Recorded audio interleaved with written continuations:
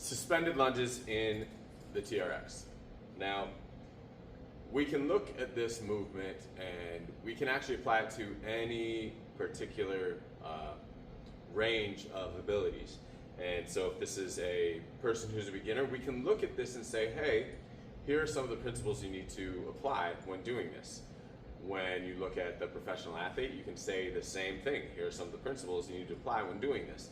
For that particular capability, I'm going to go over a few ways to make this more challenging, to make this more appropriate for the individual that you're training, and to generally just get a good effectiveness out of this particular move in general. So again, if I am next to the anchor point, I'm going to take the handles, not the actual strap, but the handles, and put them together in my right hand if I want my left foot in the strap. So I'm going to stick them down so I can be malleable with the actual TRX and not with my foot.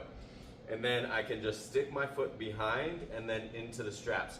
If I'm having problems keeping my foot up, I can just move the straps to where my foot is rather than this being taut, and then I have to move my foot to where the straps are.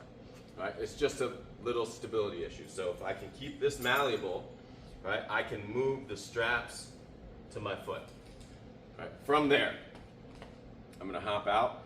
Now, some people may not be ready to even get in this position, so you might put their foot on the ground, their back foot on the ground, to start this movement and just do a static split squat, and that's what this is. Now, you could argue that this is a split squat as well, but the semantics of it we're not going to deal with right now. What we're going to deal with is what this is called, is the suspended lunge with the TRX. And so from here is step one. Right? I might have a Viper or some sort of post to hold on to, or a bar, and maybe I'll do my motion until I can get that motion down. Right? What happens a lot of times is we will let gravity take us down, and then we will drive up. Gravity, and then I use my muscles. But to enhance this motion, I'm going to slow down gravity and then drive up at my tempo that was there when I was slowing it down. The idea is not to push off of that back foot in the straps so much, right? If I'm pushing off of that back foot, then I'm gonna get this quad involved in that drive. And that's okay, but in reality, I want this leg to work predominantly.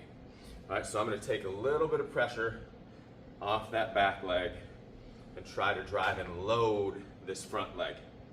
All right, now, if that is not enough, I may slow it down, I may add weight, but one of the things I can do is really decrease the tempo even more and load, really load into that leg, get on the front half of my foot here, and then drive through that leg and really squeeze and pop up.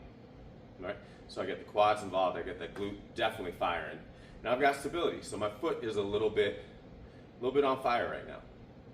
If that's not enough, I could add some weight again, but I could also turn this into a plyometric exercise where I load and get off the ground. Boom, drive through, and come back, right?